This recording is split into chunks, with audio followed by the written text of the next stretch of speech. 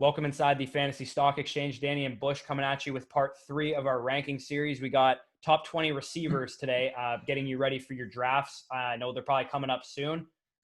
We're going to start off today by saying if you, at any point in this video, receive any value, hit the button that looks like this. Like the video, comment on the video down below if you agree, disagree, whatever your thoughts are. And make sure to subscribe to the video if you are new.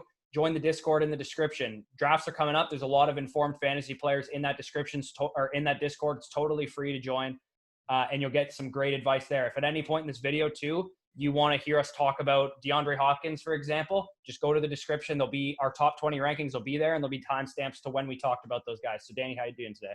Doing well. And yeah, segueing off of that as well. Obviously, this is nearing the time. You guys are probably preparing for your fantasy drafts. You're doing that research. You're watching this video. Who are the top receivers? If you want more information on that, as Corey alluded to, make sure you go cop that draft guide. Again, $3, basically less than your freaking everyday breakfast. You go to freaking Tim Hortons. We're from Canada. Go to Tim Hortons. You try to get a breakfast there. It's going to be cheaper than that. And if you want there, by the way, if you're not Canadian, Tim Hortons breakfast is terrible. There you go. And if you want the all-in package being one of myself or Corey as your personal team consultant, $15. Cheap price, one-time fee. We guide you guys every single week to ultimately win those championships. But yeah, I'm excited to get into these wide receiver rankings. And we were kind of alluding to it, especially we mentioned the quarterback strategy and the running back strategy. For the receiver strategy, in my opinion. Before you do that, we got to hit the intro.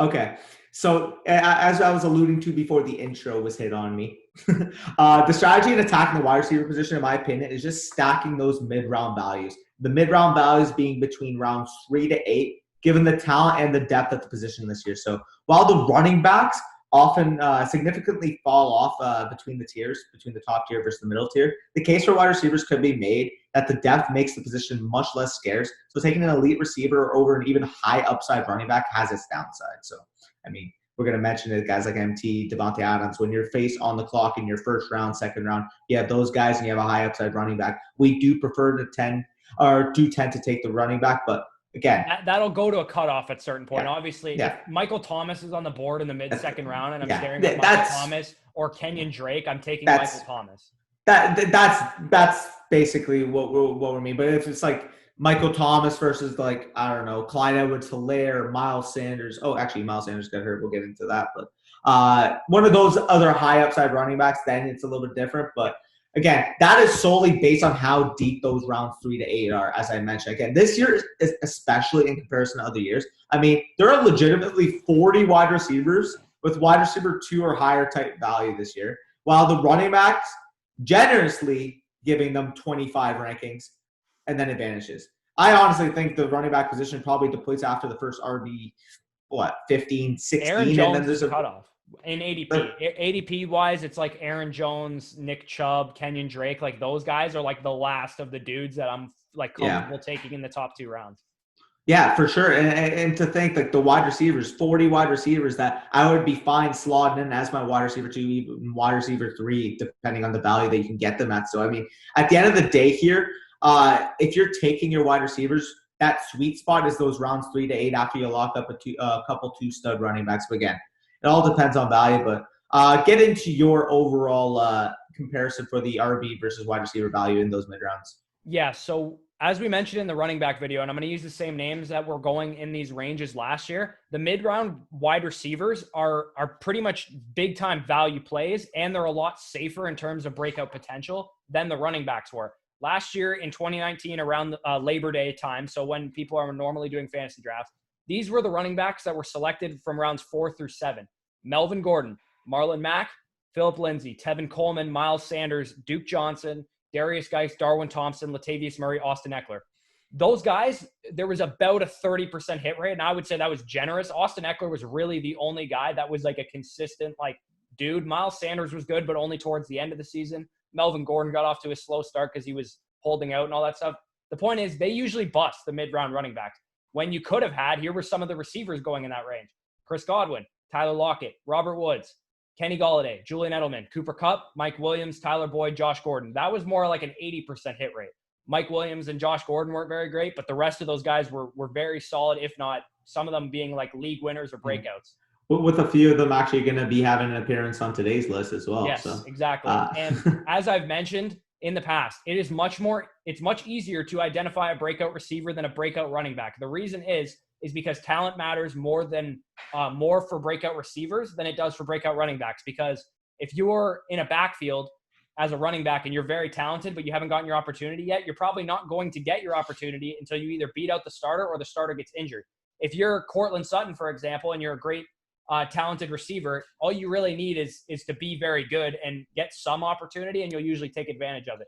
We waited for years for guys like Kenyon Drake and Derrick Henry to get out from behind their veterans in their backfields to break out and actually become fantasy options. For sure. I mean, it also comes into fruition when you take into account that ultimately offenses are evolving, and the more and more we see 11 personnel being utilized in the NFL, meaning 3 wide receivers on the field at once, that just increases the opportunity for so many more extra wide receivers to be relevant in the fantasy community. Because realistically, you're throwing the ball 30 times, let's say, and you got 3 wide receivers on the field. Each of them can have a decent target day on any given Sunday. Whereas for the running back position, there's maybe 20, 25 touches to go around. And if there's a bell cow, he's probably taken 17, 18 of those. So realistically, if you're not a bona fide stud running back, like there's not a lot of touches to go around. Whereas for the receiver position, anybody can receive targets on any given week. Yeah, for sure. So that being said, on the strategy portion of it, let's get into the top 20 wide receivers. We're going to try and go through these ones a little faster. If you saw our running back videos, we kind of dwelled on the top guys a little too long. The top guys are the top guys for a reason, so we're going to try and speed through these guys a little bit quicker. So the first guy on our list is both of our wide receiver ones. Actually, now I just recently moved him up, and that's Davante Adams. But I do think it is kind of a 1A, 1B situation for Michael Thomas and Davante Adams. Michael Thomas being the guy who's actually number 1 in ECR and ADP, Davante Adams being a close second behind him. Yeah, I mean, this is one we definitely have to brush over because, again, the consensus does have MT as the wide receiver one. I mean, you see it everywhere, OMT. And I understand it. I mean, realistically, off of the season that he had, 149 catches, over 1,700 yards, 9 touchdowns. I mean, he had a fantastic 2019 campaign. But in fantasy football, you don't take last year's success and project that going forward. Because realistically here, if that were to happen, the same person would finish number 1 every single year. With Davante Adams, I truly believe that he is going to finish as the wide receiver 1 this year. And if you're projecting the situation, the past 2 years for Davante Adams, he's been on pace for 169 targets, 127 last year in just 12 games. Again, 169 targets, massive. For reference, Michael Thomas led the league with 185, and then we had Allen Robinson, I believe, was third at 154. So, I mean, that discrepancy, 169, it is a massive total. So, the main concern with Adams last year was his injury. Again, he missed 4 games. However, if you do supplement those games and you take into account what he did in the playoffs, now I know people are going to argue, oh, you don't take playoff success and add it, but it just gives you a reference to the total 14 games he played last year. He produced 100 catches for nearly 1,300 yards at 1,295 and 7 receiving touchdowns. And with Adams, to me, he is the only player who can contend with Michael Thomas to lead the league in targets, given his 30.3% target market share in games he played in 2019, third league-wide, and presents the most touchdown upside of any of the Tier 1 wide receivers, recording 10-plus in his previous 3 years prior to last year. So again, with Davante Adams, not Michael Thomas, you're guaranteed a 16-game target floor of 160-plus targets, maybe even more given how depleted that receiving core is for the Green Bay Packers. As we're recording this, I mean, realistically, Allen Lazard, Devin Funchess opted out. I mean, that receiving core is just a mess outside of him. And not to mention, I mean, Aaron Rodgers' touchdown percentage rises at all from the 4.6% clip from last year, near towards his career average of 6%. He'll be a shoo-in for 10-plus touchdowns. And if you're just breaking down his TD rate last year, it was 6%. So 5 touchdowns on 83 catches in the regular season, compared to his 13.8% combined average the previous 3 years, being at 12%, 13.5%, and 16% respectively. So, I mean, I mentioned with Davante Adams, huge target share, huge touchdown upside, clear number one in his offense. I mean, to me, he is the only receiver that I'm going to be taking over Michael Thomas. I know you're going to be getting into MT as well. But, man, the sky is the limit for what this guy's going to be able to do for this year. I would not be shocked at a 200 target type year. Yeah, and that doesn't shock me either. And the big thing with Davante Adams and what separates him from Michael Thomas, and the reason I do have him ahead of him now, is touchdowns. You mentioned it. Michael Thomas had 9 touchdowns last year. Michael Thomas needed 185 targets to get 9 touchdowns. Davante Adams, if he gets 185 targets, might score 15 touchdowns. The reason being is because Davante Adams had a 40% red zone target percentage of the Green Bay offense last year. If everyone is on board that Aaron Jones is going to regress from a touchdown perspective, well, there's still going to probably be a great offense or a solid offense, top 15 offense. Someone's going to get the touchdowns, and it's most likely going to be Davante Adams. He had he had, what was it, 12 touchdowns in 2018? Correct. Yeah, he is a shoe, and a lot of people say touchdowns are fickle, and the reason they are fickle for most people is because most people don't have a 40% red zone share. Like, Davante Adams is a shoe-in for 10 touchdowns plus, and that's what really gives him his ceiling, is that he has the potential to have a 15-touchdown season, similar to what Antonio Brown had a couple years ago. So, as I mentioned, we're not going to spend too much time on the top guys, so I'm going to get into Michael Thomas right now. Actually, he had 13 last year for the record in 15 games. But, yeah, go on to MT. Yeah. All right, so Michael Thomas led the NFL in targets last year, as we mentioned. He led the NFL in receptions. He led NFL history in receptions in a single season last year, and he had the most yards last year. He did this all with Breeze missing a couple games. He had the same number of targets also in games where Jared Cook and Alvin Kamara were out. So it wasn't like everyone in the offense is out, throw the ball to Michael Thomas on every play. Like, no, he really had the same target share regardless of who was in the lineup. So it's not like he benefited from his teammates going down. I would say maybe don't count on him breaking the receptions record again, just because they added Emmanuel Sanders, and Alvin Kamara should be like more healthy than he was last year. So I would expect not 155 receptions for what he had last year. He'll probably still have 160 plus targets guaranteed, still have 120 plus receptions guaranteed. I would say Michael Thomas is the safest pick in fantasy football. Outside of Christian McCaffrey, I totally agree. Yeah. But, man, yeah, you hit the nail right on the coffin again. If he's not a virtual lock to finish first in the league in receptions, I mean, he's just right there, maybe 99.999%. Adams and Julio Jones are really his only competition for targets, target leader and receptions leader. Yeah, targets, I can see Adams like being there. Probably not even receptions, because Julio Adams gets more downfield targets than him. Like, that's what I mean. Yeah. So, man, like, this is my clear number 2, full PPR. I mean, these guys, especially MT and Davante Adams, are easily first-round picks in this format. Again, I tend to lean a little bit more RB heavy, but if you guys are getting these guys at like the 108, 109 area, I mean, they're perfect value around there. So I definitely like the value here. Who is your number 3 though, Corey? Yeah, this guy actually used to be my number 1 receiver, and the reason I had to move him down is just because of the volume. Like, this dude is going to be efficient. Like, it's going to happen, and I'm not one who says like you have to chase volume over efficiency, because I think in general it's smarter to trust guys who are better at football than other players. But the volume discrepancy is too big between our number 3 guy, who is Tyreek Hill, and he is actually he is my number 3 guy on the in the receiver rankings. He was number still 4. a top 3 receiver when he was on the field last year, in terms of like the 2018 fantasy receiver form that he was in, when he finished as, I believe, the number 1 or 2 receiver 2018 number 1 on the format. In the 10 games that Tyreek Hill played, more than 50% of the snaps last year, because he played less than 20% in 2 games where he was, I believe, limited in one of the games, and then he also left early in the other one. He averaged 8.5 targets per game, which was like almost 140 target pace. He had 85 yards per game. 85 yards per game, which is like a 1,350 yard pace, and nearly 0.75 touchdowns per game, which is like almost 11.5 touchdown pace. Again, this was despite Patrick Mahomes actually being hurt himself. Like, he wasn't healthy the whole year. He missed a couple games.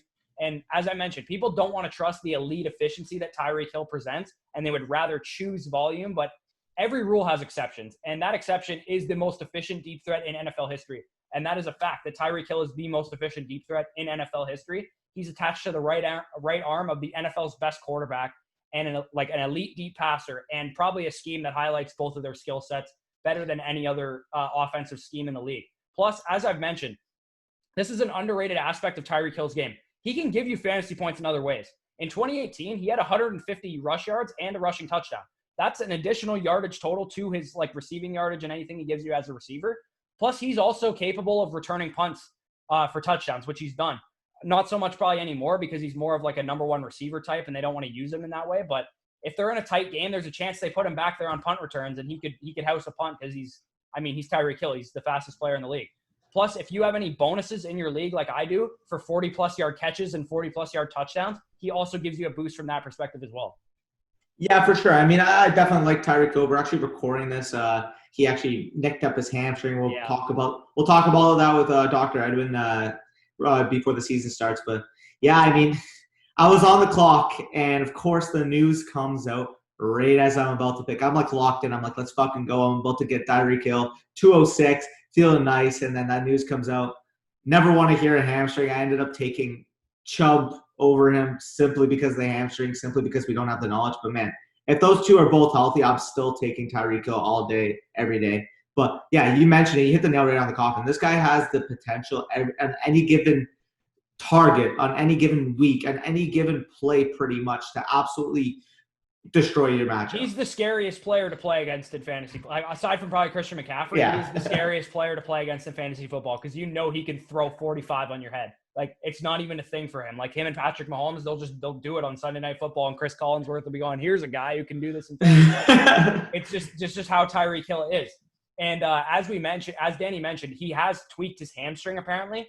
And really pay attention to this. If he isn't practicing until like week 1, he's off my board. Like, I would not pick him. But if he is back in a week or two and he's practicing in full and he's not limited, then you're probably okay. But hamstrings are finicky, especially for guys like Tyreek who are speed guys. So I would definitely closely monitor the Tyreek Hill situation. And as Danny mentioned, we're going to have Edwin Porras on the channel in about a week or so. So stay tuned for that video. And we're going to talk about Tyreek and Sanders and Chubb and all these guys that have experienced injuries thus far. Yeah, I mean, it's still bothering me because I still feel like I'm like, man, I lost out on so much upside passing on him. But given that I have no clue what's going on with it, I just felt safer with Chubb. Even though he has a concussion, I'm more confident with his concussion. Yeah, concussions aren't nearly as concerning as lower leg injuries especially for receivers and running backs. For sure. So now we're going to get into our wide receiver 4. This is actually my wide receiver 3, Corey's wide receiver 4, and that's going to be Julio Jones, wide receiver from the Atlanta Falcons. So, I mean, putting aside the fantasy football perspective, Julio Jones, in my opinion, in your opinion, and the majority of people all around the world's opinion, is the best wide receiver in football. Let's make that clear. No ifs, ands, or buts about it. My one objection is that Antonio Brown is better than him and has been his whole career. That might be a hot take, but Antonio Brown's not on an NFL roster right now. So, yes, Julio Jones is the best receiver in the league. So, Corey, just to put it into a little perspective right now, since his 3rd season in the NFL, Julio Jones has averaged over 90 yards per game, and since 2014 has produced 1,394. I would see 1,400, but he was 6 yards short, missing a game last year, or more receiving yards in each year. Again, as I mentioned, falling 6 yards short last year. But Julio Jones is the model of consistency in fantasy football and returns to a Falcons offense that has the highest pass-to-run split in the league at 66.7% and leaves behind 258 vacated targets from last year, with the only viable threats around him being Calvin Ridley, Russell Gage, and newcomers to the team being Hayden Hurst and Todd Gurley, who you know how we feel about. So Julio Jones has a situation of continuity and excellence that he's basically shown across his full career. I mean, when this guy is healthy, playing 16-plus games, he's going to have 1,400 yards. He's going to have 100 catches. You know it's going to happen. But the thing that's always going to keep him from being number 1, which pains us because we want to rank him there for the talent. He's my number 3 about it too. It's going to be the touchdowns. Because a guy like Davante Adams, a guy like MT, a guy like Tyreek Hill are all going to figure most likely into that 8 to 15 range. If you're getting 8 from Julio Jones, I wouldn't even be surprised. He's the wide receiver 1 if he gets 8 touchdowns. Like, because Julio Jones, and this, I know the narrative is that Matt Ryan is good every other year, and that might have some validity to it. And the reason it has some validity to it is because he has a new system every 2 years, and every other year is his second year in the new system. So, I mean, he's been in Dirk Cutter's system before, and this would be like his 4th or 5th year in it total, 2nd year straight that he's been in it. So I could definitely see the red zone passing numbers or whatever that were terrible last year for the record, and they always will be terrible in Dirk Cutter's offense. But they could take it up. They could see an increase, and Julio Jones could get lucky with some touchdowns. Maybe he gets like couple big plays here and there. Has an 8 to 10 touchdown season. Because if he does, again, he's going to be the number one receiver in fantasy if he has an 8 to 10 touchdown season. You just hit it on the head. Like, even if the red zone efficiency is bad, like, dude, utilize your 6'3", 220 pound receiver that runs a 4.3, and this guy can fucking score on any single given fucking target if you actually gave him an opportunity to. So, I mean, but we're not going to get into the fucking coaching of the Falcons. That's just going to irritate all of us. But, man, if this guy is available, like mid-second round, he's been falling in some drafts, take that value all the way. But go into your wide receiver 5, Corey. Yeah, so my wide receiver 5, your wide receiver 5, ECR is wide receiver 6, and ADP is wide receiver 6. I believe it's DeAndre Hopkins is the guy who's going ahead of him in ECR and ADP. But Chris Godwin, this dude's a stud. If you didn't watch a lot of Bucs games last year, one, you missed out because Jameis Winston is the most entertaining quarterback in the league because he can literally single-handedly win you or lose you a game on any given throw. But any efficiency stat that you look at from 2019 means that Chris Godwin broke the fuck out last year. Number 2 in yards per target, number 9 in yards per route run, number 1 in yards after the catch, PFF's number 1 graded wide receiver. He was a stud in 2019. 1,333 yards, 86 receptions, and 9 touchdowns in what was effectively 13 and a half games because he left Detroit at halftime. Bruce Arians said he was going to get 100 catches last year, and guess what? Had he played 16 games, he would have had 100 catches. I know people find it hard to believe that Bruce Arians doesn't lie when he says stuff, but he literally doesn't. He tells the truth all the time, and that's a separate Ronald Jones take. But Bruce Arians literally said, this guy's getting 100 targets and he's not coming off the field. Guess what? Or 100 receptions, he's not coming off the field. Guess what? He would have had 100 receptions had he played the full season, and he didn't come off the field. And this was he did all of this despite seeing only a 79% catchable target rate, which ranked number 41 at the receiver position and number 44 in target quality rate. Remember that he played 50% of his snaps from the slot, and he relatively had a low average depth of target. So if you want to discount Brady as a deep passer, you're wrong, but fine if you believe that narrative. He's much better intermediate and close than Jameis Winston is. You cannot tell me that Tom Brady is not more accurate than Jameis Winston inside the numbers, which is where Chris Godwin is going to be most effective. And again, deep passing, he's also better at that than Jameis Winston. But combine this with Tom freaking Brady. Let's stop overthinking Tom Brady, guys. Tom freaking Brady's top 6 passer rating when targeting the slot. And if you want to defend that argument by saying, oh, you had Julian Edelman, Chris Godwin is so much better than Julian Edelman, first of all. So that argument doesn't make any sense either. So Chris Godwin plus Tom Brady, probably the best slot receiver in the league, Chris Godwin, to one of the best quarterbacks at targeting the slot. Like, fantasy football doesn't have to be hard, guys. Chris Godwin is going to be a fucking stud this year. He's going to catch 100 passes, probably going to have 1,500 yards and 8 to 10 touchdowns like he was going to have last year.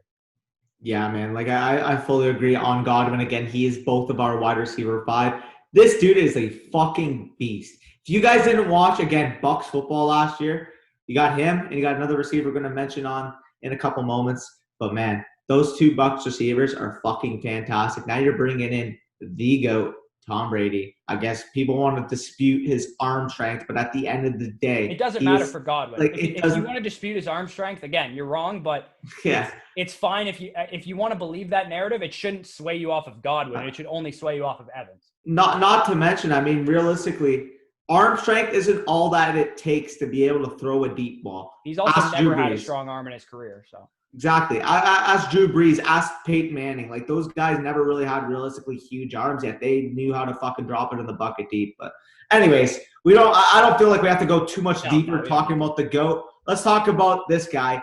Probably a surprise compared to the rest of the fantasy community. Again, this guy, ECR 11 and ADP 14. So we are significantly higher on this guy than ECR and ADP. And we are both all in on what this guy is going to bring for fantasy football in 2020. And that is another NFC South wide receiver. Actually, what is this, the 3rd in a row? Yeah, Julio Jones, Chris Godwin, DJ Moore. There's going to be a 4th after him too. Yeah, so DJ Moore, as a sophomore in 2019, he played 14 games and was able to produce nearly 1,200 receiving yards and 4 touchdowns. Again, he played 15, but he had 1 catch for fucking 6 yards in his 15th game and got hurt. So if you want to discount that, albeit I'm saying he produced nearly 1,200 yards and 4 touchdowns in 14 games played. If you're actually looking at it as a second-year wide receiver, he did that despite atrocious quarterback play. His catchable target rate and target quality rating ranked 74th and 69th respectively. Nice. With his catch rate of with his catch rate of 64.4%, so his receptions on total targets, falling way behind his true catch rate of 87.9% receptions on catchable targets, ranking 46th and 19th respectively, meaning that a lot of his targets were just inaccurate passes coming his way, which makes sense. We got Kyle Allen throwing you the ball. So, I mean, if you're actually taking his overall PPR points per game in those 14 games, I discounted the one catch for 6 yards, so I actually took the rest of the games that he played. He had 16.24 PPR points per game he averaged in those 14 games. That would have made him the wide receiver 9 on points per game in that stretch. And again, that was despite playing with Kyle Allen. He's got Teddy Bridgewater slinging him the rock now. They're actually comparing the efficiencies between Kyle Allen and Teddy Bridgewater. So, true completion percentage. Teddy Bridgewater was 76.4%, which ranked 4th in the league. Kyle Allen was 67.5%, which ranked 26th. 7.8 accuracy rating for Bridgewater, which was 2nd league-wide, to Kyle Allen 6.8, 30th. And 7.1 adjusted air yards per attempt, which ranked 12th, to Kyle Allen's 5.5, 31st. So, I mean, you're entering that huge quarterback upgrade. And then we get into Joe Brady's system, which is ultimately the same one that Sean Payton is running that has made Michael Thomas the wide receiver 1 for most in the industry. Our wide receiver 2, but the guy who basically broke records fucking last year is basically how we're going to try it. Not to mention, Joe Brady's coming from LSU, who had guys like Justin Jefferson, Jamar Chase absolutely dominate in that system. So if you guys were able to watch both the LSU offense play last year and how DJ Moore played last year despite that terrible quarterback play, I mean, it is really no comparison to me that DJ Moore shouldn't be ranked where he is. Like wide receiver 6, we might be bold on that. He should be a consensus ranked top 10 receiver across the industry. Yet, as you mentioned, wide receiver 11 ECR, wide receiver 14 ADP. That is an absolute steal. I think his floor is top 10, and he's got legitimate wide receiver 1 overall upside with Teddy Bridgewater at the helm. So, man, I am all in on DJ Moore. He's being had at the fucking 3rd round of your fantasy draft, and make sure if he's fucking there for you on the clock and you're there and you're able to take 2 great running backs and pair them up as your wide receiver 1, take that upside all day. Go DJ Moore. Yep. And I'm going to put this on the screen right now. I use this argument a lot, and some people think it doesn't hold validity, but it does.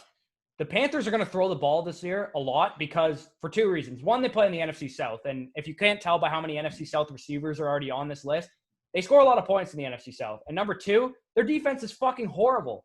Last year, they had the 2nd most points allowed, and they lost. Here's who they lost on defense. Luke Kuechly, who's a first ballot Hall of Famer. James Bradbury, who was their best corner. Eric Reed, who was they're probably the 2nd best guy in their secondary. Actually, maybe Trey Boston's the 2nd best guy, but still a great piece in their secondary. Gerald McCoy, Rip, Mario Addison, Bruce Irvin, and Vernon Butler. Their passing game is undervalued in general, and especially DJ Moore. Dontari Poe as well. Yeah, and Dontari Poe. Like, they ranked 2nd in the league in pass attempts last year. Their defense got significantly worse. Like, they're going to throw the ball like crazy. If DJ Moore played a full season, he would have had 150 targets. He might lead the league and not lead the league in targets, but he'll probably be up there with the Julio Joneses, the Davante Adams, the Michael Thomases, the Allen Robinsons. Like, he has that kind of target potential. And he, on top of the fact that he was in his 2nd year last year, like, he also just might get better. And his quarterback play got better. Like, he is going to smash his ADP this year. I think, like, everyone's saying Calvin Ridley is this year's Chris Godwin. I think DJ Moore is this year's Chris Godwin. I fully agree. And the thing that bothers me is when people look at the rank, they're like, and I like Calvin Ridley, but DJ Moore has a much higher path to Chris Godwin-like numbers this year. Easily. When people bring it up and they're like, oh, well, you know what? We're higher than he finished last year. That's why this wide receiver 14 rank is good. You know what? We're projecting a little improvement off last year, and he finished as the wide receiver 17. Yeah, but ranking him at wide receiver 14 when he was wide receiver 9 on points per game in a better system with a better quarterback as a 3rd-year player. With a better left tackle. Yeah, instead of a 2nd-year player. Man, it makes no sense ranking this guy outside your top 10 receivers. I am all in. Take that value all day, every day. This guy is a bona fide stud. Yep. All right, so into the next guy. And as Danny mentioned, if DJ Moore's there in your 3rd round, you pick him. Well, I did just that, and I picked him over this next guy, which might surprise some people because I am a Tampa Bay Bucks fan. I picked DJ Moore over Mike Evans this year in a fantasy draft. Everyone assumes that, and I'll get into Mike Evans. I still really like Mike Evans this year, but I like DJ Moore that much that I was willing to pick him over him.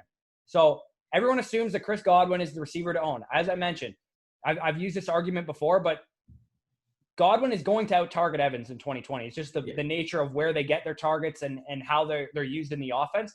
Mike Evans led the NFL in yards per route run on deep attempts last year. No surprise, he received the 4th most deep attempts in the league last year. He has the big play potential to absolutely break long touchdowns that win you your week. I love Jameis Winston. No one loves Jameis Winston more than I do. But Mike Evans led the NFL in uncatchable targets last year.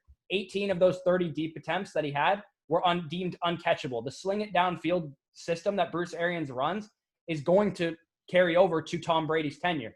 The quarterback doesn't mean the quarterback that they have now doesn't mean they're going to run New England's system. It is still Bruce Arians' system. He's made that very clear. Now, in the red zone, also, where Tom Brady is a significantly better red zone passer than Jameis Winston, Evans tied for 8th in the NFL with 14 red zone targets, with 8 of them coming inside the 5. He also had the second most end zone targets in the NFL, meaning they threw to the end zone, whether it was from 30 yards out, 5 yards out, 10 yards out, whatever. Now Gronk is in the red zone picture to take attention away from Mike Evans, which hasn't really happened since Vincent Jackson was the number 1 receiver in the offense and Mike Evans was a rookie or a second-year player. Let's also remember that a wide receiver of Evans' dimensions broke the single-season touchdown record. You've heard me make this argument already before. I'm not saying Mike Evans is as good as Randy Moss, but he's used in a similar way that Randy Moss is used. Don't overthink Mike Evans. His quarterback's an upgrade in both deep accuracy. Yes, way better deep accurate than Jameis Winston, even though his arm isn't as strong. He's an upgrade in the red zone where he's going to make a lot of his money, and he's not going to catch 90-plus balls like Chris Godwin, but he might catch 12-plus touchdowns, which will be enough to propel him into the top 5 fantasy receivers.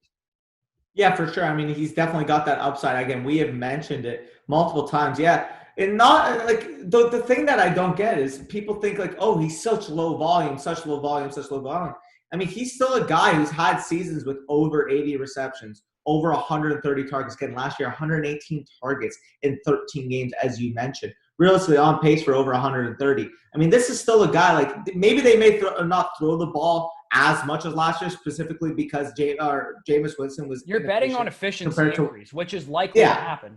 That's what I was going to segue into. Maybe the overall volume isn't going to be as much as last year in the offense. Brady's going to be a ton more efficient than what Jameis Winston was last year, simply because he's not going to fucking throw it to the other team 30 times, plain and simple. Like, Jameis airmailed Mike Evans so many times, man. Like, it just happens. Jameis is not a good deep passer. He might have a big arm, but he's not a good deep passer. It's just not who he is. And as far as like the 12-plus touchdowns too, Mike Evans has already done this in his career. Early in his career, he's already done this. 15 touchdowns 2 years ago. Like, found thing. Like, the same argument that can be made for Davante Adams getting a lot of touchdowns can also be made for Mike Evans because they've both done it multiple times in their career. For sure. I mean, again, this is a guy who 2 years ago, he's coming off a 1,500-yard 8-touchdown season and then last year he had 8 touchdowns again. Not last year. Here, cut that a little bit out. But man, like, over his career, he has consistently hit that 1,000-yard threshold, hit 8+ touchdowns. He's had 2 outlier years of less than 8 touchdowns. Other than that, 12, 8. And last year he did it on 13 games played. So, I mean, this is a guy where, like, people are going to disrespect him. Oh, he's the wide receiver tool in his offense. Yeah, and here's the big thing about Mike Evans that everyone hates about him. Is he inconsistent? Yes, but so is every receiver not named Davante Adams or Michael Thomas or Julio Jones. Like, even Tyreek Hill is inconsistent. Like, these guys are you want Jamison Crowder? Do you want Jamison Crowder instead of Mike Evans? A guy will get you 10 points every week? Because Jamison Crowder can do that. But Jamison Crowder is never going to win you a week, ever. Plain and simple. I mean, like, ultimately here, this is a guy who's still one of the top 6 receiver talents in the league. Is going to get volume. And as you mentioned, the last time Brady played with a receiver of his dimensions, that guy just so happened to set the single-season record for receiving touchdowns in a year. So, love that argument. Mike Evans, still a valuable receiver. Let's segue into the next guy that is probably not a lot of people surprised. I mean, if they're coming into the fantasy right now, checking out fantasy football content, seeing, oh, you know what, the guys I know off my head, Michael Thomas, Davante Adams, Tyreek Hill, Julio Jones, DeAndre Hopkins. DeAndre Hopkins is going to be our number 8. And this is why DeAndre Hopkins is going to be our number 8. It has mostly to do with the change of scenery this offseason, going from Houston to the Arizona Cardinals in that ultimate trade. So, I mean, while I do believe he's still the second best talent at the position behind Julio Jones, his situation is anything but continuity. I mentioned the continuity that Julio Jones has. DeAndre Hopkins has none of that. So again, he goes from a situation in Houston where he garnered 150 or more targets. I mentioned already that 150 threshold is top 5 basically almost every single year. 150 or more targets in every season since 2015 and mustered a 28.1% target market share on the Texans last year. If you're actually going to compare that, while the overall targets were similar to Julio last year, Julio's 157 targets were only 23% of the Falcons total. So, I mean, overall, this is a guy, again, I'm not comparing the Falcons to the Texans or the Cardinals. It just kind of shows you how target dependent DeAndre Hopkins is to return value. Now, we're actually going into a system now.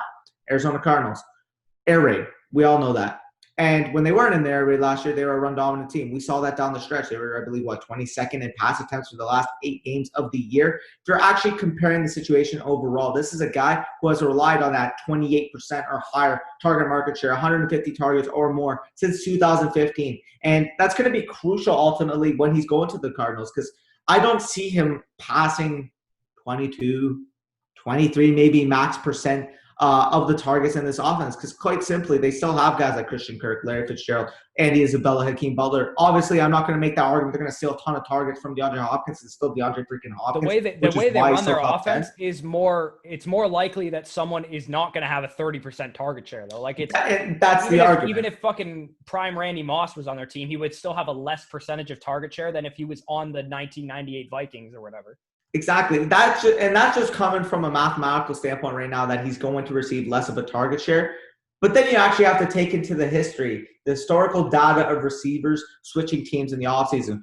We said that wasn't a thing for Odell Beckham Jr. coming into last season. Everybody had him as their wide receiver 2, 3. He had a hot young quarterback too. And Kyler Murray could flame out. It's possible. So Kyler Murray could look like shit this year. It's very possible. It happened to Baker Mayfield last year. If you told someone this time last year that Baker Mayfield was going to be dog shit and people were going to think he's worse than Jared Goff at this point in his career, like that's what people think of Baker Mayfield. He was a top 5. It's not out of the realm of possibility that the same thing happens in Arizona. I don't think it's going to happen, but it could happen.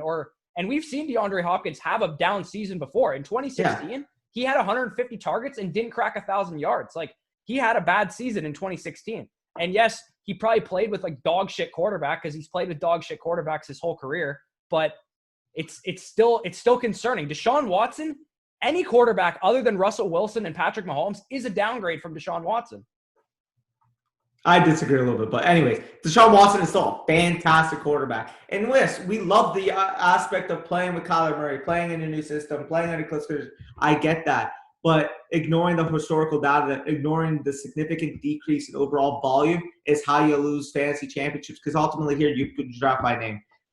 DeAndre Hopkins obviously is still in the top 10 for us because of the respect he has to garnish because of his name, but he's going to be a void because he's going to go in the second round. He's going to go in the top 15 of probably the first. Julio Jones in my league, he was picked out of Julio Jones, which to me they're the same. Like, they're in the same situation, except Julio Jones, as you mentioned, has all the continuity that DeAndre Hopkins doesn't have. So I don't know how you could pick him over Julio Jones. Exactly. Like, this is a guy who's going to be going, again, as you mentioned, that first round, top 15 range. That simply put, again, wide receiver 8, it's just not going to return value for you. There's way too many risks this year associated with DeAndre Hopkins to have him any higher than we do. So, segueing off DeAndre Hopkins, we already know his name. We're actually going to go to a guy that we have at 9 who is as safe as they come this year at the wide receiver position. He is a personal favorite of mine. I know Mikey is all in on him as well. Yeah. Okay, we're all high on this guy. It's Allen Robinson, wide receiver from the Chicago Bears. So Allen Robinson, we all know real life football, is one of the most underappreciated wide receivers in the league. I mean, he's a guy, simply put, that just goes under the radar. You're talking about top 10, top 12 talents at the position. Nobody ever really truly mentions Allen Robinson when they're just thinking off the top of their head, because he goes under the radar playing for Chicago. But this is a guy, I mean, if you're getting him in your 3rd, 4th round of your fantasy drafts to be your wide receiver 1, is as safe as they come. Again, 97 catches last year, despite playing in a dumpster fire of a situation, and he returned top 10 wide receiver value, and yet he's being taken as the wide receiver 13 off the board right now. So again, 154 targets, ranked 3rd league-wide just last year. And there's really truly no real threat to steal from his target share. I mean, what? They drafted Cole Kmet, Jimmy Graham. I don't fucking think any of those guys are going to even remotely make a difference. Anthony Miller may come on, but I would still easily pencil this guy, Allen Robinson, in for 140, 145 plus targets, because he's shown that when he does get the targets, he is an elite player with the ball. Again, catchable target rate and target quality rating last year, 77.1% and 5.8 respectively, ranked 56th and 52nd league-wide respectively, according to Player Profiler. So, I mean, we can expect that there should be even a slight improvement at quarterback play. Even if there isn't, he was still a top 10 option last year. But if there is a slight improvement in quarterback play, that target quality rating goes up. Catchable target percentage goes up. I mean, this is a guy that's got sneaky top 5, top 6 type upside because of how much volume that he's going to get in that offense. So what are your thoughts on Allen Robinson quick? Yeah, we're going to disagree a little bit here. I just personally, Allen Robinson finished as the wide receiver 11 last year, and I just don't think he has much more upside than that. That's my only thing with Allen Robinson. I think he is very safe. I think he's going to have, like, he had a 27% target share last year. I think he can still hold, like, that type of target share. But my thing is, I think Bears offense is going to be shit. I think it's going to be bad. I think Nick Foles is a marginal upgrade at best on Mitch Trubisky. I don't think he's, like, going from Ryan Mallett to fucking Deshaun Watson like DeAndre Hopkins did. Like, it's really like a lateral move. I don't think Allen Robinson's target quality rating gets much better. I think he's still relatively the same type of player. So I think his upside is like max top 8. I don't think he can get into that top 5, top 3 range. That's just half PPR, an absurd like touchdown rate or something like that. You're speaking specifically for half PPR for wide receiver 11, right? Yes. Okay. All right. Yeah, for the record, if you guys don't know this, if I don't specify, I'm just talking about half PPR. Okay. Just because that's my standard in my head is that I always play half PPR. So that's anyway. Yeah. Allen Robinson is a stud. He's a great wide receiver 1. He's super safe. I just don't think he has the upside that, for example, the next guy that we're going to talk about, I think he has more upside than Allen Robinson. And if you're playing in any full PPR format, however, I still think this guy has more upside even in full PPR. Wide receiver 8 last year in full PPR, despite that. Yeah, I think Allen Robinson is he's capped by his offense, unfortunately. I think. Okay, fair enough. All right, so the next guy that we're going to talk about, Adam Thielen. I believe we're about 4 or 5 spots higher than ECR and ADP on him. I have him as my wide receiver 9. I have him at 11, I believe. I love Adam Thielen this year. Stephon Diggs leaving for Buffalo is a huge deal. And people don't understand this. I don't know why, but like Stephon Diggs and whoever else left vacated 110 targets from the offense, over 1,300 yards and 7+ touchdowns. Rookie Justin Jefferson is not soaking up all that volume. He's newly added Tajay Sharp and BC Johnson. Like all these guys are secondary and tertiary options to Adam Thielen. The targets is the huge deal for me. Adam Thielen averaged nearly 11 targets per game without Diggs in the lineup that he's played without him. This is a run-heavy team. I understand that. But I believe it was Rich Rebar of I think it's Number Fire is where he works. He basically did a study on teams that have passed the ball as little as the Vikings passed the ball last year, and they're almost guaranteed to regress like positively towards like about 500 pass attempts or so, which was like 50 more than the Vikings actually threw last year. So he is number one. He's the number one target by a mile in this offense. Like he might get to a 30% target share, which is like elite wide receiver volume. And I think he can crack that top 5 like neighborhood in terms of like his fantasy finish and stuff like that. Because we remember the last time Thielen got elite volume like this, he averaged nearly 12 targets per game the first half of 2018, and he turned that into over 25.5 PPR points per game. Was the wide receiver 1 by a mile and was averaging over 100 yards per game. Like he was dominant to start 2018. Last year he got nicked up with some injuries, just a lot of bad luck. I don't think any of that's concerning, to be honest. I think he's relatively safe. I am smashing Adam Thielen in the 4th round of every single draft. And I would even take him in the 3rd round, but he's usually going in the 4th. And if I could stack him and DJ Moore, that is my ideal wide receiver 1 and 2. Yeah, I agree. I mean, I still like Thielen, although I do prefer Robinson. Again, we kind of mentioned we're a little flip-flop on that. Man, Thielen is a guy that's going extremely undervalued by the public. Again, you mentioned you're +5 on him. I am +3 on him because I'm at 11. Again, this is just a bona fide stud. People want to use the excuse, he got hurt last year, he's old, he's injury prone, yada, yada. Like, that's complete bullshit, guys. This is a guy, again, it's probably going to go at the end of your 3rd round, early 4th round in a lot of your drafts. And you're able to soak up 2 solid RBs and then get him as your wide receiver 1. That's an optimal strategy for you guys. So really like Adam Thielen. The next guy we're going to be going into is actually, this is, as we mentioned with the NFC South, this is actually going to be the third straight NFC North receiver we're going to be talking about. And I'm going to be talking about Kenny Golladay, wide receiver from the Detroit Lions. Again, if this was standard, he would probably be in that top 7, 8 range. For what it's worth, he's being drafted at number 7 in ADP, wide receiver 7, and he's ranked at number 7 in ECR. So I am at 12, you am at 10. We are a bit lower on Kenny Golladay than consensus is. Yeah, I mean, the reason why we're lower has more so to do with like his projected volume for this year, because quite simply, even the first thing people are going to say is like, oh, he was top 7 wide receiver last year with Matt Stafford hurt. Yes, I understand that, but he did that on the back of 11 touchdowns. Again, touchdowns going to be there. I'm fine with him being projected for double-digit touchdowns.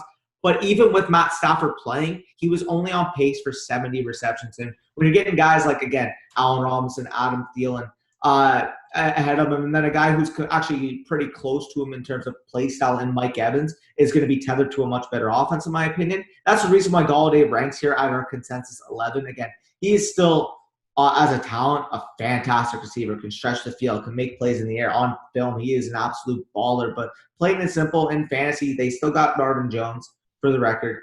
Again, you could say that for Mike Evans. They still got Chris Godwin, but I do think that offense is going to be better and more efficient. And Golladay and Jones operate in similar areas of the field as opposed to Godwin and Evans.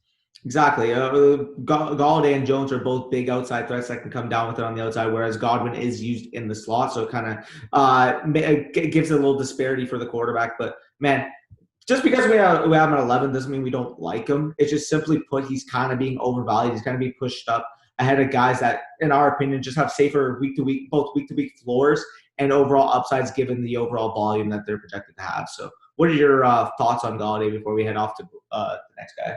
Yeah, like, to me, he's getting the hate that Mike Evans is getting, or like he's not getting the hate that Mike Evans is getting, even though I think Mike Evans is far safer than Kenny Golladay. And like, as you mentioned, when you're playing with Tom Brady as opposed to Matthew Stafford and you have Chris Godwin there, and like the offense just in general is just much better, I'm just going to err on the side of caution and take the guy who's more proven in Mike Evans over a guy like Kenny Golladay.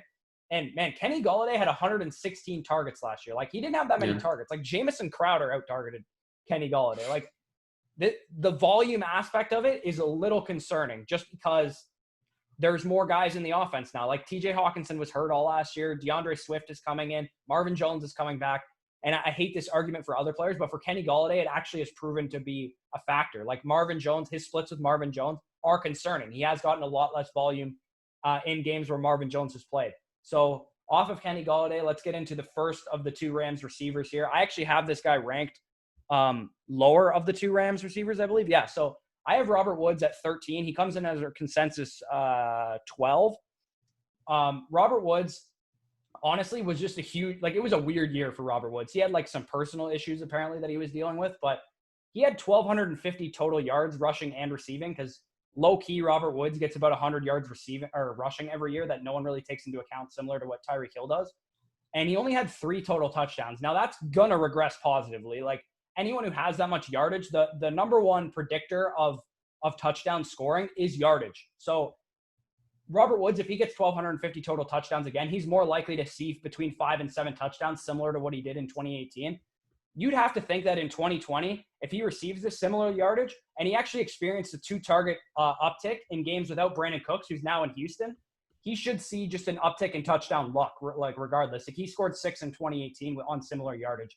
I'd expect him to be near that 6 to 7, maybe 8 touchdown range. Without Cooks, both Kupp and Woods actually should see an increase in deep targets as well. Neither of them have really been used in that fashion. And if they shift to a more 12 personnel offense, or just in general without Cooks being there, they could use either one of Kupp's or Woods more so in that downfield role that Brandon Cooks had previously occupied. And Woods should just honestly just widely considered one of the safer options in fantasy football, especially with Jared Goff's actually also due for more positive touchdown regression of his own, because his touchdown rate was like barely over 3%, where his career average is around 5%. So he should also just experience a bit more of a bounce back. I know everyone's kind of down on Jared Goff, but I expect McVay to kind of figure it out and get this offense back on track, because from what we've seen from McVay so far, he's obviously a good coach. I think he's going to be good at adapting. Yeah. Huh? Yeah, no, he's good at adapting. Yeah, I think he's going to be able to adapt and have his offense kind of bounce back a little. Yeah, for sure. I mean, and that's not even to mention that we hate on Gurley especially. He still had 59 attempts in the red zone last year. Yeah. Do we seriously think a committee of Cam Akers, Darrell Henderson, Malcolm Brown is going to take away that vacated production in the red zone? Ultimately, here it's got to be supplemented in the passing game if they're going to even levy it out. And to me, here Robert Woods is the perfect weapon to have in that red zone. Again, he can get a little bit. I think it's more likely to go to Kupp, which I'll talk about in a bit because Kupp is more used in that area. No. But Woods, there's no way Woods gets 3 touchdowns again. If he gets that much volume, he's not scoring 3 touchdowns again. He's more likely, like I said, to score between 5 and 8 touchdowns. And that's what I mean, because Kupp already had the double-digit touchdowns last year. I do think that Robert Woods going to regress positively. Again, he's used out of the backfield, as you mentioned. He's going to get a little bit in the rushing game. He's going to catch more receiving touchdowns, plain and simple, because 3 is just not going to happen 2 years in a row. And ultimately here, he is my wide receiver 13, and he's got such a safe floor with sneaky upside that nobody even talks about. I mean, this is a guy. He had 12 target, or he had 9+ targets in 12 of 15 games that he played last year. So he is like, in terms of like volume, like week over week, he's super consistent. Like he's also going to get you like his bad weeks are going to be like 7 for 60 yards, which doesn't kill you, especially where you're getting Woods is like your wide receiver 2 or 3. He's not going off the board in the late 2nd round, early 3rd round. Like he's going off the board in like the mid 5th. For sure. I mean, you basically covered all the points. We'll go into the next guy, and that is going to be Juju Smith-Schuster, wide receiver from the Pittsburgh Steelers. So his ECR and ADP, I believe, are both 10. You can double check that. What's his ADP for the record is 23, which is disgusting. I don't know why it's so low, but that's a thing. He's boring. That's why no one likes him in the public. Oh my! The experts have him at 15, which should kind of show you something that the people actually do research on fantasy football like him a lot more than the public does. Yeah. Yeah, no, that's insanity when you think about it. But yeah, segueing into it. So yeah, Juju Smith-Schuster currently ECR is number 10, ADP is number 12. We currently have him as our wide receiver 13. From our consensus, I'm a little bit higher. I'm at 12. You have him at 16 right now? Yes. Okay, so going into Juju Smith-Schuster, I mean, we all know the narrative right now. Big Ben missed the majority of the last season. Juju really struggled when he missed it. On top of the injury to Big Ben, again, Juju also dealt with a toe sprain, concussion, knee sprain. I mean, he was clearly banged up throughout the 2019 season. And it was evidence. I mean, he averaged nearly 5.5 fewer PPR points per game when Ben was missing. So his splits in the 11 games he played without Ben last year saw a huge drop-off in his receptions, 5.7 to 3.64, targets, 8.37 to 6, yardage, 77.3 to 48.45, which is just not the same receiver we've seen over the first 2 years of his career, as well as a slight drop in touchdowns without Ben. So ultimately, we've seen his ceiling before. 166 targets, 111 receptions, 1,426 yards, and 7 touchdowns, with a 31.2% red zone target share, even with Antonio Brown still being there. So again, if you're looking at this guy, he is still the same player who has the 10th most receiving yards of all time in a player's first 2 seasons. And again, I mentioned that upside last year, or 2 years ago, sorry. I mean, this is still a phenomenal young, talented receiver. Again, I know you're going to kind of point to what are we really going to see from Ben's raw volume, but even without that, I still think this is going to be a guy when he's fully healthy, navigating the slot. He's a shoo-in for 130, 140 targets, and that's with Ben being absolutely one of the best quarterbacks to play with as a fantasy receiver. We've seen it over the years. So what are your thoughts on Juju? Because I know you're a little bit lower than him. You acknowledge the upside, but again, the risk is there ultimately to knock him a little bit lower. Yeah, my thing is just the notion that he has no risk doesn't exist, because he does have risk. Like he is more risky than some of the guys that I do have ranked ahead of him, like Robert Woods and like the next guy we're going to talk about and a couple other guys. Like to me, Juju Smith-Schuster has the upside to be a top 5 receiver, as he was drafted as one like last year when Antonio Brown was gone from Pittsburgh. But we saw his downside, which makes me a little nervous. And I do think they're not throwing 670 times like they did in 2018 when Juju Smith-Schuster was last, like a really good fantasy receiver. My thing is more so he's just a little risky. And if that means I don't end up with as much of him, I'm fine with it, because I think I'm more comfortable getting him in the early 4th round than I am having to pick him in the 3rd round where he's basically going right now. So let's try and we'll try and speed this up a little bit more as Yeah. we're getting a little long on you guys here. But Cooper Kupp is the next guy, and a lot of these points I kind of talked about already. But he had 10 touchdowns last year, which is a big deal. And everyone in the fantasy industry, for some reason, they'll just look at 10 touchdowns and they'll go regression, which doesn't make any sense because Cooper Kupp commanded the top 3 red zone reception volume in the NFL last season and had a nearly 30% target share in the red zone. He's always been a red zone option, and even going back to his rookie year. He ranked top 15 in quarterback rating when targeted, despite being ranking very poorly in catchable target rate and target quality. Jared Goff wasn't good last year. And Cooper Kupp, when he did throw to Cooper Kupp, he looked a lot better, mainly because they have such a great connection and also just because Kupp always gets open and he's an easy target to hit. If Goff can bounce back even a little bit in 2020, Kupp could return to the form that we saw him at in 2018 when he was dominant before tearing his ACL. He was a top 3 fantasy receiver, and he had nearly a perfect target rating or a quarterback rating when he was targeted. And at worst, we saw really his floor last year. He was coming off of an ACL tear. Like, he shouldn't have been good last year, but he was. At worst, you're getting a guy who had nearly 17 PPR points per game on a team that vacated Brandon Cooks. Like, 12 personnel, 11 personnel, I don't really care. Like, Sean McVay, Sean McVay knows that Cooper Kupp is his best receiver. That's why I have him ranked. I know Woods came ahead in our consensus rankings. That's because you're a little bit lower on Kupp, but I actually do have Kupp higher than Woods. I think McVay knows that Kupp is his best receiver, and he's going to find him ways to get the ball. If he's bad outside, he's going to get him in the slot and get him targets when he's on the field. Like, I don't really care that they're going to go to more 12 personnel if that even happens. Yeah, that's fair. I mean, I'm a little lower on Kupp specifically because I'm so high on Woods, and I don't really know exactly how the offense is going to really look. Again, you mentioned a little bit of 12 personnel. Losing Brandon Cooks is still going to impact the offense as a whole. Maybe a little more a little bit more attention paid by the defense. I don't know, but I will admit I am probably a little too low on Kupp. He's probably going to rank a little closer to like the 16, 17 range. I think I have him at 18 or 19 right now. Yeah, you have him at 19, which is more in line with ECR. Yeah, I mean, where ECR is. I'm just much higher on him. Yeah, I mean, I think I'm probably going to raise him a bit. Again, I still like him. It's just, again, when you get into that fucking, 13 to 20 range, I mean, everything's so fucking neck and neck. Yeah. But, yeah, I think I will say, admittedly, I'm probably a little bit too low on him. But, yeah, he's definitely a phenomenal talent. Plain and simple. Take it away with the next guy who's actually also a phenomenal talent. We've talked about him a lot on the channel multiple times. He is your guy.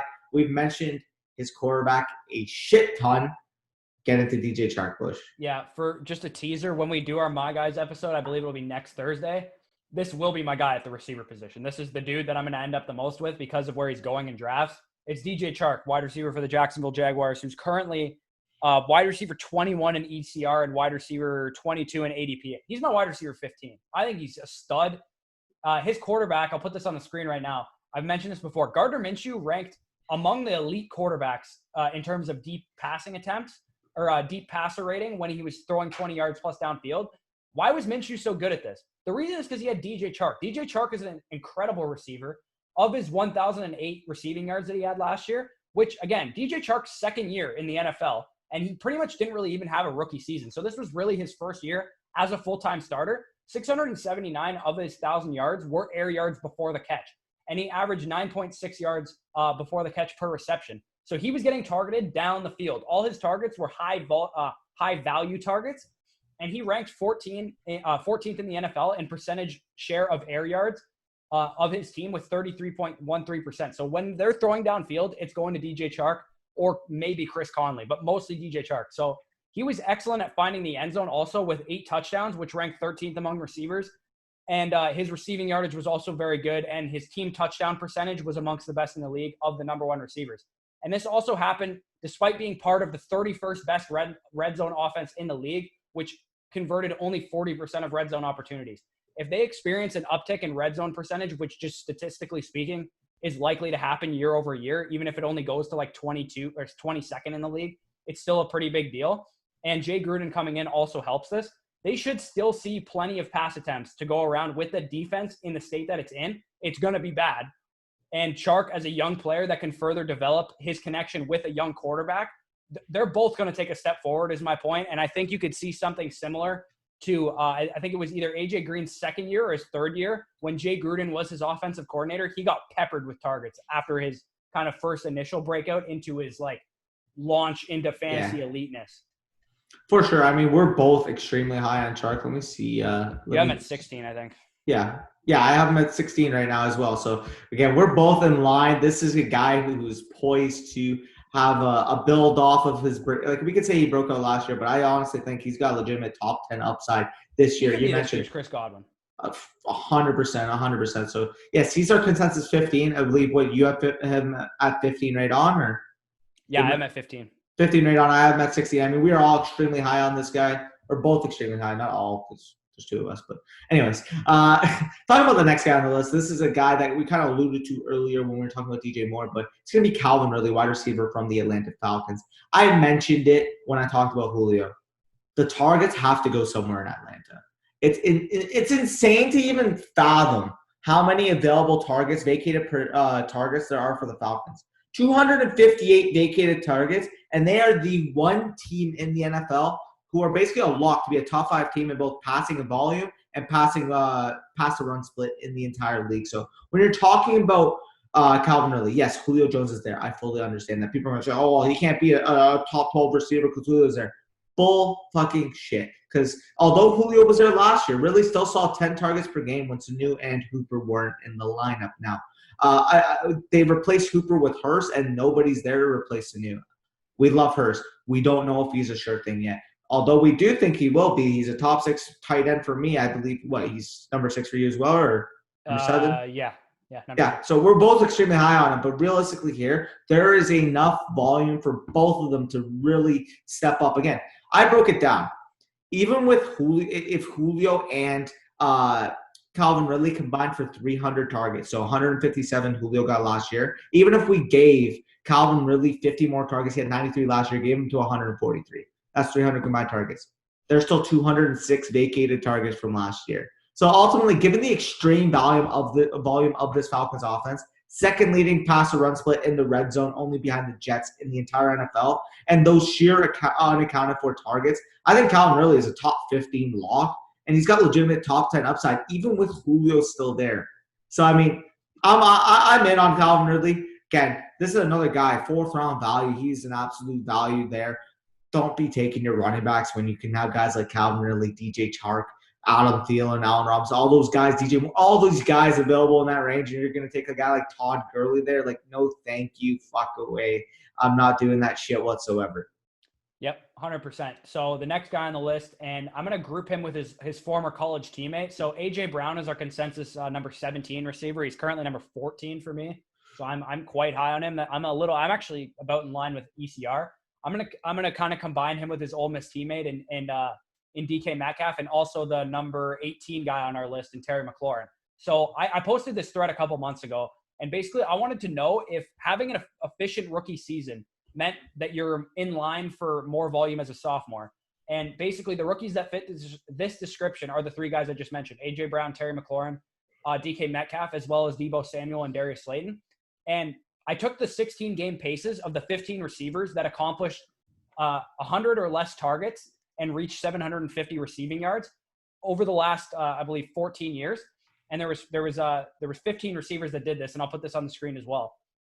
And these guys that played 14 plus games as rookies, this was their rookie seasons. This was what happened their sophomore seasons. And basically the only kind of outlier is Cooper Kupp, because he tore his ACL midway through the season. But as I mentioned previously when talking about him, he would have smashed this had he stayed healthy that whole year. So you could see the big time jump that these other receivers took. And the differential, I actually made a chart of their differential between rookies to sophomores from targets and yardage. And if you notice, the only 2 guys that had negative differentials, meaning they were more productive as rookies than they were as sophomores, were 2 UDFAs, and Keelan Cole and Doug Baldwin. And the rest of these guys were borderline like top 3 round draft capital guys. So you can kind of understand why the UDFAs disappointed, just because the coaching staffs and the front offices didn't have too much invested in them.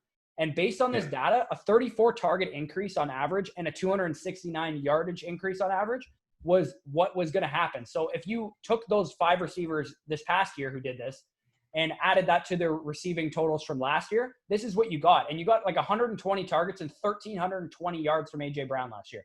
Now, I understand, and people want to talk about this narrative all the time, and I tweeted this out a couple days ago. I'll put this on the screen as well.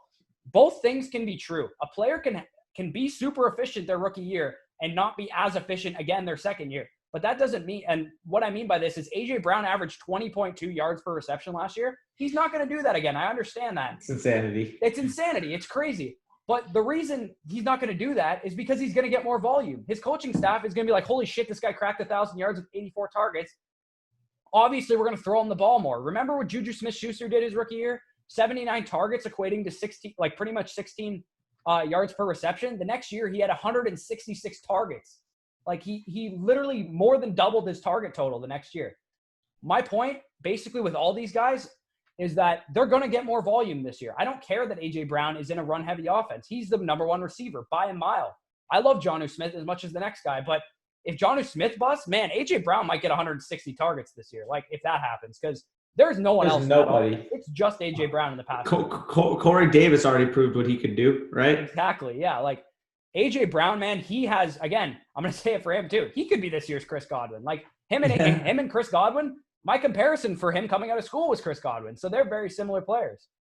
Yeah, definitely. I mean, we know the talent of A.J. Brown. Again, the only reason I even have him lower than ECR is because the volume of the offense from the passing game. But again, he's so talented, it doesn't really fucking matter. I think we're gonna all look back on this. Like people who are lower on A.J. Brown are gonna look back on this and be like, why the hell were we low on A.J. Brown? Like it was so obvious that he was gonna. I'm not even low on him. I love him. I think I'm low on him at 14. I think he's gonna be like a top 8 receiver this year. Dude. I think I'm in the ballpark, dude. I have him at fucking 18 right now, and literally, like, this range is such a fucking hodgepodge. Anyways, exactly. So what you guys got to take from this is the receivers in just this wait range. On receiver. That's what you got to take from this. Get these guys that value in that third, fifth round range where they're all pretty much fucking going. And don't take guys like Todd Gurley in this range. Is that what? So if you want to get into our number 18 receiver, we kind of already touched on him a bit. Yeah. I mean, you touched on him a little bit when you're talking about first year to second year receivers. And this is a guy I have hyped up all off season. I mean, this is a guy in my division that I shouldn't love, but I just love. He's a guy who you love coming out of college. Your number one receiver this year was your comparison to him. And that is Terry McLaurin, wide receiver from the Washington football team. Weird to say. You want to say Redskins, but they are actually not the Redskins anymore. Anyways, talking about Terry McLaurin, I have mentioned multiple times. I talked about the NFC East league winner. He was the league winner in that division. He is only wide receiver 17 right now, but compared to ADP and ECR, I mean, this is just really ridiculous. I'm going to pull that up real quick. Terry McLaurin is the wide receiver 25 at ADP. That's gross. Insanity. This guy's not even a top 24 receiver. Don't let him fall that far. But, I mean, let me get into him, even though I have done it multiple times on this channel by now. You guys have seen. Coming off a rookie season, 58 reception, 919 receiving yards, and 7 touchdowns in only 14 games played. When you extrapolate that over a 16-game pace, 66 for 1,050 and 8 touchdowns. And that is despite being in the worst situation of any number one wide receiver in the league. The Redskins bring in Ron Rivera. We've seen what he's done with young receivers, old receivers, whatever number one receivers in his offense. We've seen what he's done with them. Steve Smith, DJ Moore, and that year that Kelvin Benjamin wasn't a couch potato pretty much and fucking actually did something in the league. But yes, when you're talking about that, Terry was even better than the statistics would show. Again, you got film guys, you got analytics guys, you got numbers guys. All those guys come to the conclusion that Terry McLaurin is really good. Plain and simple. I mean, if you actually look at the efficiencies last year, it's just insanity in terms of contested catches, in terms of target quality. Everything was like he did the best. He was like a top 3 rookie receiver PFF has ever graded for a rookie. Like I'm pretty of the rookie receivers they've graded, I think OBJ was like the only one that graded higher than him. Yeah, I mean, it's just insanity when you're actually thinking about how fucking good this guy is. If you're actually breaking down the numbers, I'll actually pull this up for you guys to read off. Again, PFF's highest graded rookie last year. 40th in catchable target rate, 85th in target accuracy. He was a beast in contested catches, and then the numbers show that he was first in contested catch rate for receivers last year. And not to mention, I mean, we're going into it. I mean, you're wondering how dominant he is in the offense in terms of target share. Second in target premium, second in dominator rating. And that's with the Redskins situation where Dwayne Haskins for the first 4 games versus the last 5 games was a completely different player. So ultimately here, I am at 17, but if we can project a breakout type season for Dwayne Haskins, he can improve to that 5-game stretch versus the first 4 games. Man, this is a guy who's easily got top 12 upside, and I wouldn't be shocked if we're talking about him as the next Chris Godwin, for all we know. Yeah, but, I mean, there's a lot of Chris Godwins in this range. One guy yeah. is not going to be I have nothing else to add on Terry McLaurin. I fucking love Terry McLaurin. We love him. One guy who's not going to be the next Chris Godwin is the next guy on our list, and that's Amari Cooper, currently my wide receiver 23. And I acknowledge the fact that he's going to outperform that, but I don't want to draft him ahead of that because Amari Cooper is the most inconsistent fantasy receiver that there is. Yeah, I mean, I'm going to touch upon him as well. I do have him at 15, which I thought I was going to have to say, oh, well, why am I lower on him than consensus? And then Corey comes out with the wide receiver 23. I'm like, what the fuck? Not a chance. Anyways, talking about him, again, you kind of alluded to it. This is a guy who's most likely going to finish in the top 12. But owning him is going to be one of the worst experiences of your life. Again, I'm going to I'm sure Corey's going to put this on the screen. We showed this for the NFC East when I talked about the bus. But first 8 games versus last 8 games last year. Again, you guys can see all the statistics, receptions, touchdowns, targets, receiving yards. Everything fell off for the last 8 games. Most notably, his PPR points per game went from 18.51 to 12.3. What's the difference in terms of fantasy football terms? Oh, that's just wide receiver 3 versus wide receiver 36 when projected across the full season. Again, this is a guy, when he's on his game, when he's able to run routes, Chris, be fast, be elusive, be explosive, and he's such a beast. But ultimately, you can't pick and choose when those games are because he's always dealing with a nagging injury. You can't bench him either because you're spending like a 3rd-round pick to get him. So exactly. You're expecting him to perform each and every week. Again, if you're taking him in a best ball, I am perfectly fine with it. But when you actually have to choose when to start him, man, like just go with much safer options in this range because he's going to be a headache to own. I had him last year. I don't know, as my wide receiver 3 behind Adams and Moore, and I'll tell you it was fun some weeks, and then some weeks I'm like, okay, you know what? I actually need points for my flex spot this week, and this guy would just fucking go 0, get a 0, goose egg, like nothing, and it's frustrating because again, he's a guy that if he's able to do what he's talented enough to do for a full 16-game pace, he would be a top 5, top 6 receiver. But it's Amari Cooper, and he's shown over his career that's just simply not what he is, unfortunately. And I'm saying this as a guy who's on my team. Yep. In real life. So I have nothing to add to Amari Cooper. Yeah. You hate him. I don't like him at all. I would never draft him. There's not a chance in hell I would draft him. I drafted him in our dynasty startup in like the 5th round. I felt disgusting immediately after I did it. So the next guy we're gonna get through, and I'm gonna kind of skim through this one real quick because I have a tea time soon. But D.K Metcalf is our number 20 receiver, and the reason he comes in at number 20 is because he's my number 18 receiver, and he's your number 25 receiver. The big thing for Metcalf to me is, as I mentioned with A.J. Brown, all the stuff I said about A.J. Brown applies to D.K Metcalf as well because he met those thresholds himself.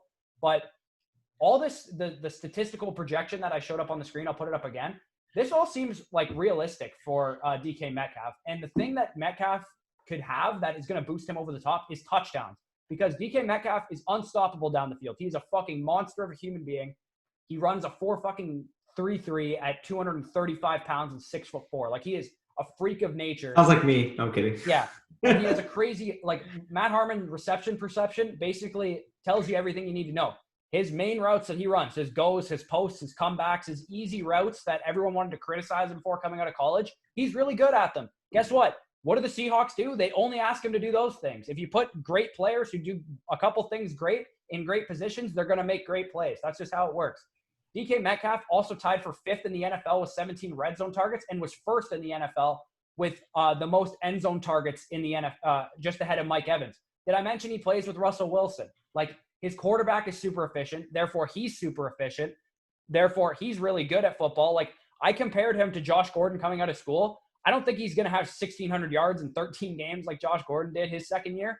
But if Russ threw the ball 600 times. Yeah, maybe. But Josh Gordon also did that with fucking Brandon Whedon or something like that. Insanity. So, yeah.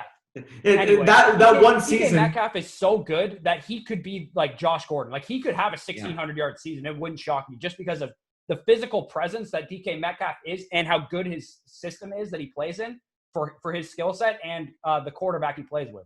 Yeah, I mean, if you guys need any reference to to how good Josh Gordon was, he had one fantastic season in 2013, and people are still talking about owning him in Dynasty. He's still being rostered, and he hasn't been in the league basically over a full season stretch, being a consistent player in the league in what, 4 years? Since like 2014 or 15. Probably. Yeah, like it's just insanity because he had that year where he was the best player. People will do it with Odell in a couple of years too. Yeah, no, literally. So, anyways, yeah, I fully acknowledge the upside with DK Metcalf. Again, wide receiver 25 is not me bashing on him. He is a fantastic receiver. The only thing that concerns me is the projected volume in the offense and Tyler Lockett's ultimate hold as the wide receiver one at this point. I mean, but when you're talking about freak talents, like I would not be shocked if this guy ended up being a top 12 receiver.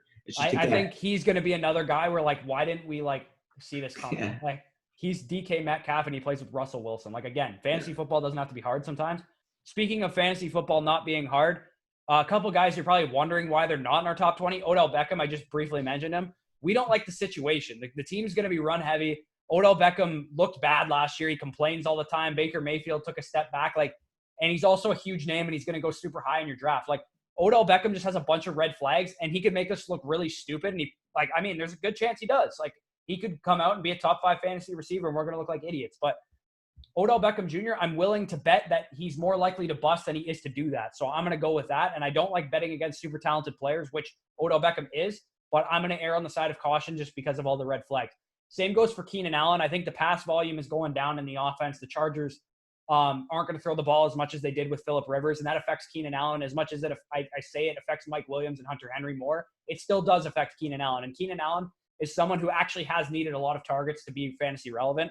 Aside from that, I mean, Devontae Parker's got a really hard schedule to start the season. That's why he's just outside of this. Julian Edelman, I wanted to get him in here, but Danny's sleeping on him. So other than that, you have Stephon Diggs I've already talked about. I think he could very well make us look stupid. And I say make us look stupid even though we're like I'm 8 spots higher than consensus on him. So before we get out of here, do you have anything else you want to add? I just want to add one thing. By the way, you don't even have Julian Edelman in your top 20, so I don't know about me. I'm at 21, sorry. Oh, okay. Yeah, just mentioning guys that missed the cut from my end. Again, you mentioned Keenan Allen. That's the only one I really – okay, yeah, no, we're good there. But, yeah, just briefing over real quick. If you guys have made it this far in the video, I know Corey's got tea time, so I'm going to make this super, super brief for you guys. Make sure you go hit that like button. Comment down below what your thoughts are on those top 20. Again, you need to refresh. We have the timestamps in the description. And let us know what you guys think. And I'm going to say this every time. Subscribe to the channel for more quality content. But until next time, I will see you guys top 12 tight ends next week. So stay tuned. Peace.